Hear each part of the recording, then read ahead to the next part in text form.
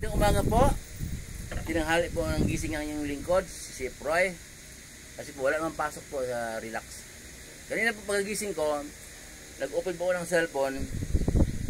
Napanood ko po sa FB na may nagdebate. Puro sikat po ng mga ngaral, kumuha ng binyo para magdebate. Pareho ng ka-Amerikana. Ang pinagdebatehan po nila, sabi ng isa, noong daw ang ating Panginoong Jesus ipako na sa cross, nag-alisan ang mga alagad niya, walang natira sa takot. Sumigaw naman yung isa sa kabila. Hindi, may natira. Kasi nga, naisulat eh. Kasi kung walang natira, walang magsulat.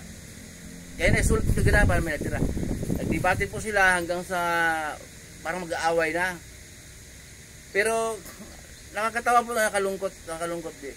Salit lang ang ating damhin yung kamatayan ng ating Panginoong Jesus. Kasi po, kung walang kamatayan ng ating Panginoong Jesus, walang kapatawaran sa ating mga kasalanan. Hindi natin kayang magpakabanal.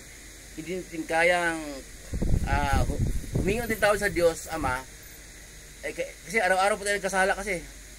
Kung hindi ka sasampalataya kay Jesus na siya ang ating tagapagligtas, hindi tayo patatawaran ng Diyos Ama na makapangyarihan sa lahat. Kung mahalaga po ang kapanganakan ni Jesus, mas mahalaga po ang kanyang kamatayan. Ang sabi ng Bible, kung walang kamatayan, walang kapatawaran sa ating mga kasalanan. Okay? Kaya hindi po masyadong mahalaga yung may naiwan ba noong si Jesus ipako sa cross o may natira ba. Hindi po masyadong mahalaga kung ikarir mo yon, wala rin. Kasi ibahagi mo sa mga kamag-anak mo, anak mo, pamangkin mo. Useless din po. Ang mahalaga yung ibahagi mo na si Jesus namatay alang-alang sa atin. Okay, tinubos niya tayo. Kasi po si Jesus, Diyos, anak ng Diyos, pinadala ng Diyos Ama dito sa lupa upang ang sino mas masampalataya ay hindi mapahamak, kundi magkaroon ng buhay na walang hanggan. Ganun po yun. Nagkatawang tao siya. Bakit? Kasi kung bababa siya dito, espiritu siya, wala siyang dugo. Okay?